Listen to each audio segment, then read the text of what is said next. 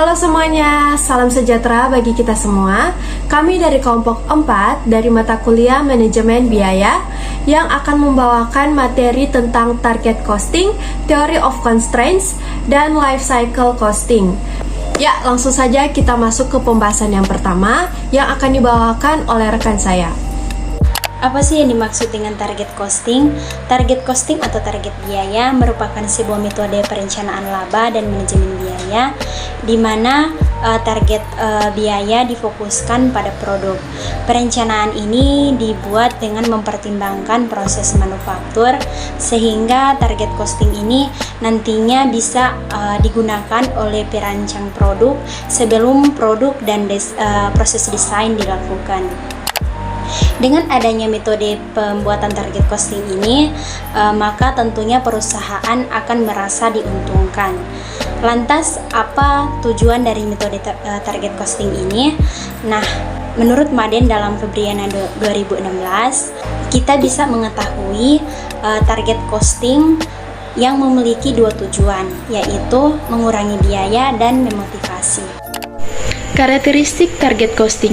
Yang pertama ada perencanaan, kedua perencanaan biaya, ketiga orientasi perusahaan, dan yang keempat produksi barang. Tahap penentuan target costing atau biaya. Tahap yang pertama dalam menentukan target costing adalah tentukan harga jual untuk produk baru, serta estimasi output dari analisis pasar, beserta target laba. Yang kedua, menentukan target biaya. Yang ketiga, perusahaan juga melakukan tahap analisis biaya fungsional untuk komponen dan proses tertentu. Dan yang keempat, perusahaan bisa menentukan perkiraan biaya produk. Yang kelima, membuat perbandingan antara perkiraan biaya dan biaya target. Yang keenam, perkirakan biaya nilainya lebih besar dari yang ditargetkan. Yang ketujuh, keputusan akhir yang harus diambil. Dan yang ke-8 adalah tahap yang terakhir, melakukan manajemen biaya saat produksi dilakukan. Theory of contract merupakan sebuah istilah yang merujuk pada teori dalam dunia bisnis yang berkaitan langsung dengan proses pencapaian keuntungan atau laba dengan melakukan identifikasi terhadap kendala yang biasanya dialami oleh sebuah perusahaan. Tujuan utama dari konsep teori ini adalah untuk mencapai target sebuah perusahaan dengan menghasilkan keuntungan atau profit yang maksimal.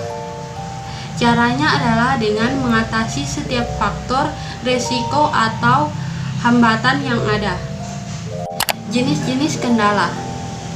Menurut Hansen dan Moen, berdasarkan asalnya, kendala dibagi menjadi dua jenis, yaitu 1. Kendala internal, 2. Kendala eksternal. Selain itu, berdasarkan sifatnya, kendala dapat dibagi menjadi dua jenis, yaitu 1. Kendala mengikat, 2. Kendala tidak mengikat atau kendur. Adapun menurut Kaplan dan Atkinson, kendala dapat dibagi menjadi 3 jenis, yaitu 1. Kendala sumber daya, 2. Kendala pasar, 3. Kendala keseimbangan.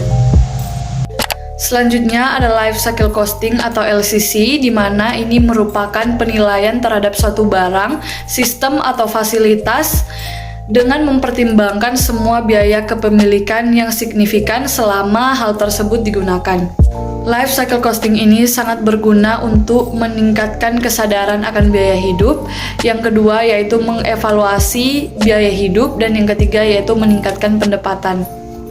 Nah, LCC atau life cycle costing ini terdiri dari 3 jenis. Yang pertama ada biaya hulu yang terdiri dari riset dan pengembangan, dan yang kedua yaitu biaya produksi yang terdiri dari biaya produksi, baik biaya produksi langsung ataupun biaya produksi tidak langsung, dan yang ketiga yaitu biaya hilir, yaitu untuk biaya pemasaran dan untuk distribusi pengemasan. Ya, teman-teman, jadi itu saja presentasi dari kami kelompok 4. Jika ada kesalahan kata dalam penyampaian, kami mohon maaf. Sekian dan terima kasih.